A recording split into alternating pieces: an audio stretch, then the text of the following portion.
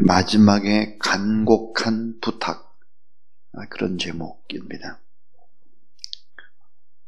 사도 베드로가 마지막으로 우리에게 들려주는 간곡한 부탁은 무엇일까 하는 그런 제목입니다. 저는 지난 토요일에 귀한 책 한 권을 선물로 받았습니다. 그 책의 제목은 김창인 목사의 설교 세계라는 책입니다. 이 책을 지은 분은 김창인 목사님이 아니라 아시아 연합신학대학에 설교학을 가르치고 있는 신성욱 교수님께서 이 김창인 목사님의 설교에 대한 모든 부분들을 자세히 분석한 그런 책이었습니다. 책의 겉표지 안쪽에는 김창인 목사가 걸어온 목회자의 고달픈 여정이 연대기별로 쭉 다 정리가 되어 있었습니다. 이 신성욱 교수님은 이 책을 다 쓰시고 나서 마무리를 이렇게 짓고 있습니다. 지금까지 우리 시대 명설교자 중 한 분인 김창인 목사의 설교에 대한 정수들을 살펴보았다. 정든 고향과 가족을 떠나 북한에서 혈혈단신으로 월남해서 피난민으로 고아로 살아가면서 위축성 위염으로 인한 무산증과 폐병 3기의 몸으로 각혈하며 힘겹게 살아왔지만 이 땅의 많은 영혼들에게 생명의 말씀을 전한 사명자로 참으로 멋지게 살아온 김창인 목사의 큰 박수를 보내고 싶다. 무엇보다 4만 5천 명에 육박하는 대형교회로 성장하기까지 빛을 발한 그의 탁월한 설교의 재능은 후배 설교자들의 모범이 되기에 부족함이 없다는 사실을 이 책을 통해서 확인했으리라고 본다. 그리고 쭉 생략을 하고 맨 마지막 부분입니다. 이렇게 되어 있습니다. 김창인 목사의 설교 세계를 마무리하면서 헬무트 틸리케 그의 말이 다시 떠오른다. 당신이 갖고 있는 모든 것을 지금 다 팔아서 스펄전을 사라. 지금 나는 이같이 말하고 싶다. 당신이 갖고 있는 모든 것을 다 팔아서 김창인을 사라고 말이다. 이 한 권이 바로 그 책이 되길 바란다. 저는 이 책을 보면서 90 가까이 되신 우리 김창인 목사님의 마지막 책이라고 여겨졌습니다. 그래서 안타까웠습니다. 사모님은 지금 삶과 죽음의 그 사경을 왔다 갔다 하고 계시죠.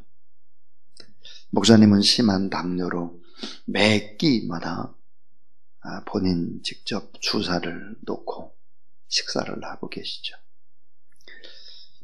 나는 이 책을 쭉 읽어보면서 인생의 결산을 떠올렸습니다. 누군가가 나의 설교를 쭉 다 초창기부터 말미까지 다 듣고 설교의 세계를 책으로 저 같은 사람이야 묵지는 못하겠지만 하나님이 다 보셨으리라. 인생의 결산 같은 그런 책을 손에 놓고 또 어제도 열심히 책을 읽어보았습니다. 자, 이 베드로 후서는 사도 베드로가 순교가 임박했다고 하는 것을 알고 그리고 마지막 유언처럼 메시지로 쓰여집니다. 베드로가 순교한 것이 AD 68년인데요. 이 베드로후서는 66년에서 68년 사이에 쓰여졌다. 그렇게 이제 이야기는 하죠. 자, 이 베드로전서와 베드로후서는 참 많은 차이를 가지고 있습니다. 내용의 차이보다는 문체의 차이죠. 베드로전서는 실루하노, 그러니까 바울의 동역자들 실라의 도움을 받아서 썼기 때문에 헬레아 문자가 아주 수려한 문장과 고급스러운 단어를 쓰고 있다. 그런데 베드로후서는 베드로가 직접 썼기 때문에 베드로의 급한 성격과 거친 단어와 문체가 등장하는 서신서다. 그렇게 이제 학자들이 이야기를 하고 있습니다. 자, 죽음을 직감한 베드로가 마지막으로 간곡히 부탁하는 간절함과 진정성이 변증되고 있는 오늘의 말씀. 저는 이 말씀을 읽으면서 이게 참 마지막 간곡한 부탁이구나, 그런 생각을 하게 되었습니다. 어제 새벽에 우리 백정재 목사님께서 이단의 세력과 거짓 선지자의 특징에 관한 말씀을 들었습니다. 오늘은 어제에 이어지는 하나님의 말씀입니다. 이 거짓 교사와 이단의 세력들, 거짓 선지자의 특징을 잘 알고 대처해야 한다고 하는 권고와 우리가 영혼의 구원을 놓고 싸우는 한판의 승부수다. 이게 이 한판의 승부수에서 반드시 이기기 위해서 이것을 꼭 명심하라라고 하는 그런 내용입니다. 자, 그럼 거짓 교사나 이단의 세력들, 그런 사람들은 과연 누구였을까? 오늘 본문에 보면 첫 번째는 예수 그리스도를 부인하는 자들입니다. 예수 그리스도를 부인하는 자들이다. 핵심이 이거예요. 자, 예수님의 동정녀 탄생을 부정한다든지, 예수님의 십자가와 부활을 부정한다든지, 예수 그리스도의 재림 부정하는 것입니다. 오늘 본문의 말씀 속에서 예수님의 재림을 부정하고 예수님이 오셔서 심판하는 것도 부정하는 세력이 있다고 얘기를 하는 것이죠. 이단의 특징 중에 특징, 예수님의 인성을 부정하거나 예수님의 신성을 부정하는 사람들이 바로 이단입니다. 이 거짓 교사와 이단의 세력들은 베드로후서 2장 10절부터 12절에 보니까 무지하고 교만하고 두려움이 없이 함부로 회방하는 자들이다 그랬습니다. 그래서 성부, 성자, 성령 삼위의 하나님 가운데 한쪽을 극히 더 강조를 하거나 또 무시를 하거나 또 이렇게 하는 것이죠. 그래서 결국은 예수 그리스도를 부인하는 자들이다. 이게 첫 번째 핵심의 이야기입니다. 두 번째입니다. 두 번째는 짐승보다 못한 물질주의자다라고 얘기하고 있습니다. 짐승보다 못한 물질주의자다. 그랬죠? 오늘 베드로후서 2장 12절 말씀에도 그러나 이 사람들은 본래 잡혀 죽여야 한 이상 없는 짐승 같아서 그 알지 못하는 것을 비방하고 그들의 멸망 가운데에서 멸망을 당하며 그랬습니다. 이성을 잃어버린 짐승과 같다 그랬고요. 베드로 2장 15절에도 부올의 아들 발람의 길을 따르는도다. 16절을 보면 짐승의 나귀보다도 더 못한 사람들이다, 이렇게 얘기를 하고 있습니다. 이 발람 선지자, 그는 모압 왕 발락에게 뇌물을 받고 하나님의 나라를 대적하고 저주하는 그런 예언을 행하게 되는 것이죠. 이 발락의 요청으로 돈을 받고 이스라엘을 저주하고 해하는 시도를 합니다. 그러니까 이 발람이 불의의 삭슬을 받고 거짓 예언을 행했다 하는 것입니다. 그래서 이스라엘 백성은 발람 선지자의 계략에 빠져서 결국은 음행과 우상 숭배를 행하다가 24,000명이 연병에서 죽는 심판을 받았다고 민수기 25장에 기록을 하고 있습니다. 자, 이단은 뭘까요? 성령을 거스리고 이 성령을 대적하기 위해서 마귀가 쓰는 전략을 그대로 쓰고 있습니다. 이 성령을 거스르고 대적하기 위해서 사람들을 음행에 빠지도록 현혹하는 것입니다. 이같이 하나님의 나라를 대적하는 적 그리스도의 계략을 잘 파악하고 성전인 우리의 몸을 하나님 앞에서 거룩한 산제사로 영적 예배를 잘 드리지 않으면 안 된다. 온 힘을 다해서 영적 예배를 드리는 일에 성공해야 한다라고 하는 것이 마지막에 간곡한 부탁입니다. 그 다음에 이단이나 이 거짓 선지자들의 특징 세 번째가 뭐냐? 이 세 번째는 허탄한 말과 탐욕으로 자기를 자랑하는 자들이다 그랬습니다. 허탄한 말과 탐욕으로 자기를 자랑하는 자들이다 그랬는데, 자, 오늘 베드로후서 2장 18절 말씀에 보면 이렇게 되어 있죠. 그들이 허탄한 자랑의 말을 토하며 그릇되게 행하는 사람들에게서 겨우 피한 자들을 음란으로서 육체의 정욕 중에서 유혹한도다 그랬습니다. 자, 허탄한 말과 탐욕으로 자기를 자랑하는 자들이다 그랬습니다. 자, 우상숭배에 해당하는 것이 무엇입니까? 어제 새벽에도 우리가 말씀을 받았는데, 우상숭배에 해당하는, 우상숭배로 간주하는 것들이, 취급하는 것들이 있습니다. 뭘까요? 직접 우상숭배는 아니라고 생각하지만 우상숭배에 취급을 하는 것이 성경에 몇 가지가 있습니다. 그 하나가 어제 우리가 보았던 바로 탐심입니다. 탐심, 탐욕. 자, 탐심이나 탐욕은 우상숭배다 하는 거죠. 근데 또 하나 있습니다. 우상숭배에 해당하는 것이 뭘까? 원망과 불평입니다. 계속 원망하는 거예요. 계속 비판하는 거예요. 이 원망과 비판은 우상숭배에 속하는 것입니다. 여러분, 원망이라는 이 단어에는 신성모독이라고 하는 그 원어의 뿌리와 같습니다. 그래서 여러분, 광야에서 원망했던 사람들은 다 죽는 거죠. 우리가 원망을 하면 영이 죽어버려요.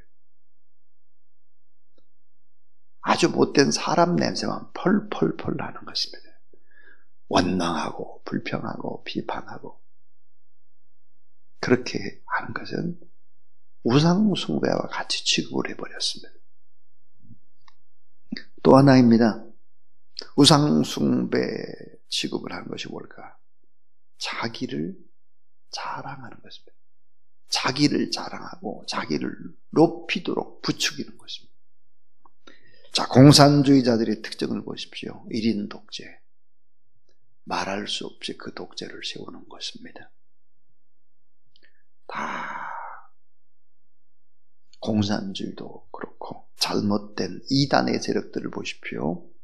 이단의 세력들은 1인 독재 체제입니다. 그래서 결국은 이단의 대표를 하나님 섬기듯 하는 것이죠. 우리는 누굴까요? 예수 그리스도만 높이고 자기 자신은 한없이 낮추고 자기를 높이는 우상 숭배를 해서는 안 된다 하는 것이죠. 그래서 이 탐욕이나 탐심을 가지지 말라 하는 거고, 원망이나 불평이나 이런 거 계속 하지 말아라. 진정한 피해자는 다른 사람이 아니라 나 자신이라고 하는 것을 알아야 합니다. 이거 바꾸지 않으면 안 되는 거예요. 이 강단에서 제가 수없이 말하는 것이 있습니다. 언어가 바뀌지 않았는데 어떻게 행복할 수 있겠나? 언어가 바뀌지 않는데 어떻게 복을 받나? 언어가 최고의 유산인데 언어가 안 바뀌니까 맨날 힘들어지는 거죠.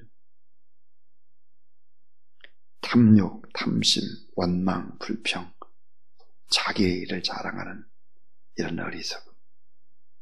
결국은 불의의 삭과 거짓 예언과 돈과 탐욕과 육신의 정욕과 안목의 정욕과 이생의 자랑과 이런 모든 것들은 뭐야? 가는 길이 같아요. 한 길로 다녀요. 이게 세트로 다녀요. 잘 생각해 보세요. 이단의 세력의 특징. 결국은 거짓말이거든요. 자기를 높이는 거거든요. 돈이거든요. 탐욕이거든요. 그리고 기전의 교회들을 계속해서 불평하고 원망하고 막 비판하고 공격하는 거죠. 세트로 다니는 거예요. 세트로. 그래서 마지막 결론은 뭘까? 이것입니다. 거짓 이단의 세력들의 특징.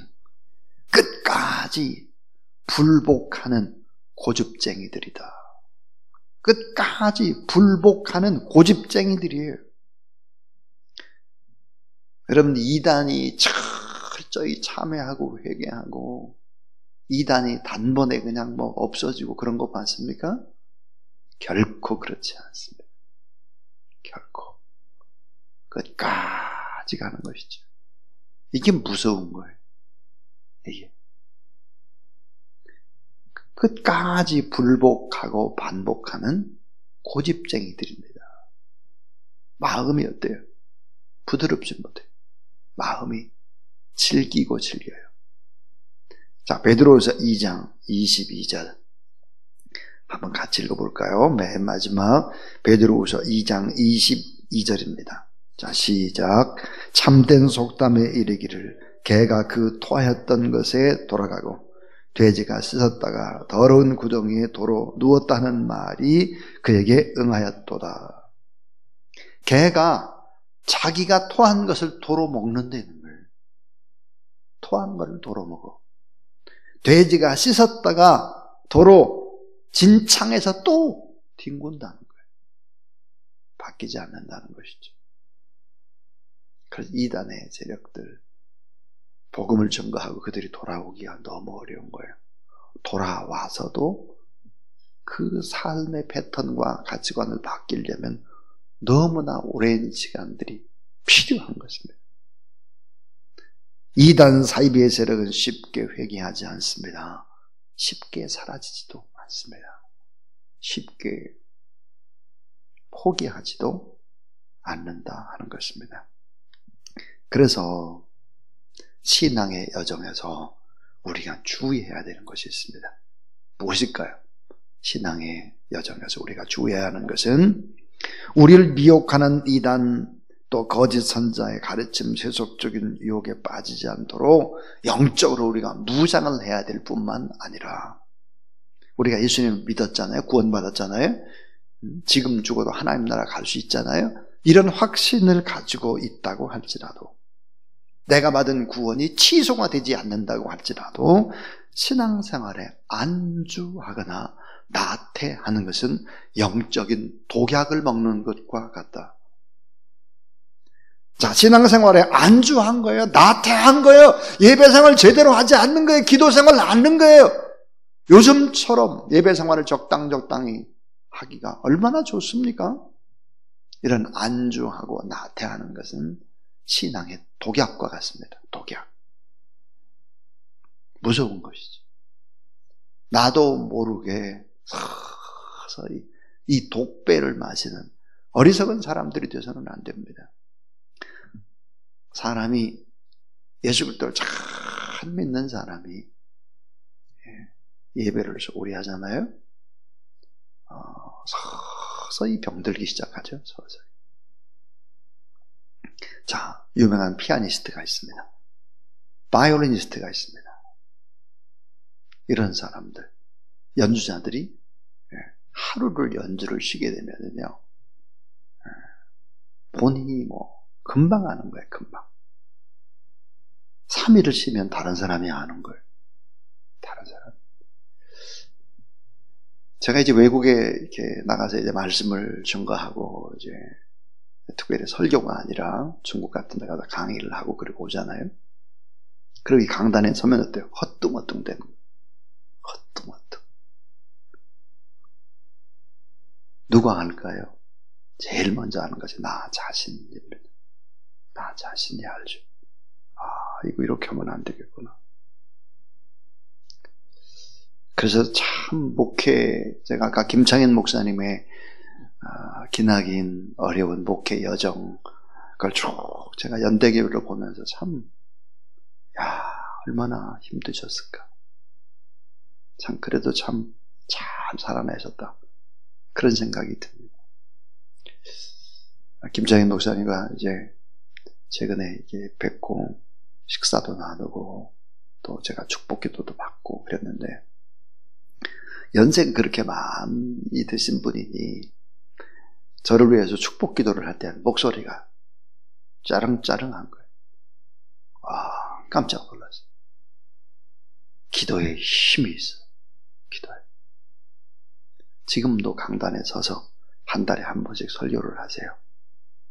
그래도 언어에 흐트러짐이 없습니다. 전 참 그분에게서 많은 것을 배울 수 있는 기회가 있었습니다. 또 저의 형님이 또 저의 또 사촌 가족들 이런 분들이 광성교회를 오랫동안 다녔거든요. 저의 사촌 형님 같은 경우는 광성교회 처음으로 청년회 회장도 하시고 이렇게 했으니까요. 그 교회를 자주 갈 수 있는 기회가 있었죠. 설교를 자주 들을 수 있었습니다. 그분은 안주하거나 나태하지를 않고 지금도 설교 사역을 감당하고 계시다는 것이죠. 자, 안주하고 나태하는 것은 독약과 같이 무서운 것이다. 이단을 분별하고 경계하고 오직 예수 그리스도만이 우리를 자유케 하심을 믿고 하나님이 주신 은혜와 자유를 선한 일을 위해서 쓰고 표대를 향하여 열심히 달려가야 한다 하는 것이 오늘 우리에게 부탁하는 마지막의 부탁인 것입니다.